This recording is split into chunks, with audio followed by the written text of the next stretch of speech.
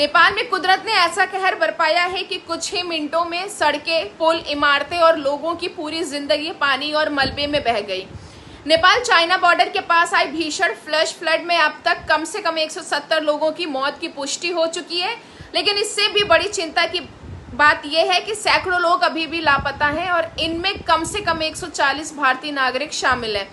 इनमें कई लोग कैलाश मानसरोवर यात्रा पे गए थे। आखिर नेपाल में इतनी भयंकर बाढ़ आई कैसे और लापता भारतीयों को बचाने के लिए भारत क्या कर रहा है, आइए पूरी खबर समझते हैं विस्तार से। यह तबाही नेपाल के रासुआ जिले और आसपास के पहाड़ी इलाकों में हुई। बुधवार सुबह भोटेकोशी नदी के इलाके अचानक पानी और मलबा का तेज बहाव आया। बाढ़ इतनी तेज से आई कि लोगों को संभलने का ज्यादा समय नहीं मिला। सड़कों और पुलों को नुकसान पहुंचा, कई जगहों पर संपर्क टूट गया और महत्वपूर्ण इंफ्रास्ट्रक्चर भी प्रभावित हुआ। नेपाल पुलिस के नवीनतम अपडेट के मुताबिक अब तक 170 शव बरामद कर चुके हैं।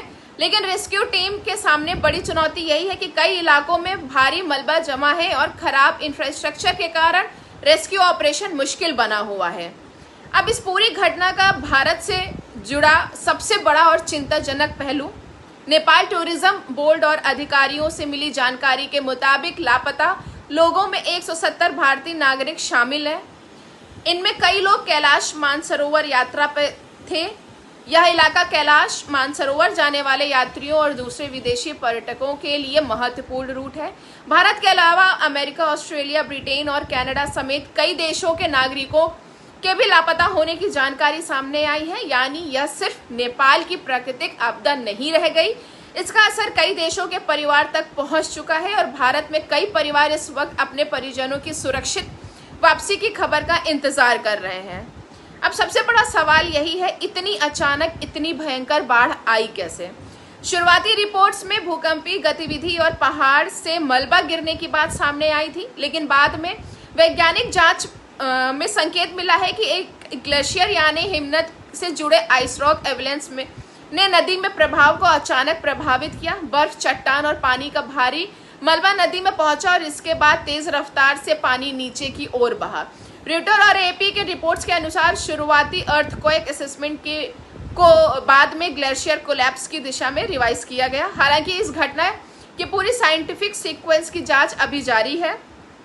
यही वजह है कि इसे सामान्य बारिश से आई बाढ़ से अलग और एक बेहद अचानक विनाशकारी घटना माना जा रहा है। भारत सरकार भी लगातार नेपाल के संपर्क में है। प्रधानमंत्री नरेंद्र मोदी ने नेपाल के प्रधानमंत्री बालेन शाह से बात कर संवेदना व्यक्त की और भारत की ओर से मानवीय सहायता का भरोसा दिया। भारत की तरफ से राहत सामग्री नेपाल भेजी गई और भारतीय नागरिकों की स्थिति का पता लगाने की कोऑर्डिनेशन किया जा रहा है। सबसे जरूरी सवाल अभी यही है कि 140 भारतीय नागरिक कहाँ हैं और उनमें से कितने सुरक्षित हैं। यही जानकारी सामने आने का इंतजार परिवार और प्रशासन दोनों कर रहे हैं और इस आपदा का असर सिर्फ नेपाल की सीमा तक सीमित नहीं है। नेपाल से निकलने वाली नदियों का वाटर सिस्टम भारत के कई हिस्सों से जुड़ा हुआ है। बाढ़ के बाद बिहार और उत्तर प्रदेश के कुछ सीमावर्ती इलाकों में भी अलर्ट बढ़ाया गया है। खास तौर पर गंडक नारायणी रिवर सिस्टम में पानी के स्तर को लेकर निगरानी की जा रही है। उत्तर प्रदेश के महाराजगंज और कुशीनगर जैसे जिलों में भी प्रशासन को सतर्क रहने के निर्देश दिए गए हैं। नेपाल में राहत और बचाव अभियान अभी तक जारी है। 170 लोगों की मौत की पुष्टि हो चुकी है और 140 भारतीयों समेत सैकड़ों लोगों को लापता होने की खबर है। लेकिन रेस्क्यू ऑपरेशन के बीच आंकड़े लगातार बदल रहे हैं, इसलिए अभी किसी भी लापता व्यक्ति को लेकर बिना आधिकारिक पुष्टि के कोई निष्कर्ष निकालना सही नहीं होगा। फिलहाल उम्मीद यही है कि ज्यादा से ज्यादा लोगों को सुरक्षित बाहर निकाला जा सके और प्रभावित परिवारों तक जल्द से जल्द उनको मदद पहुंचे। मैं हूं तान्या सिंह और आप देख रहे हैं खबरनामा विद तान्या। धन्यवाद।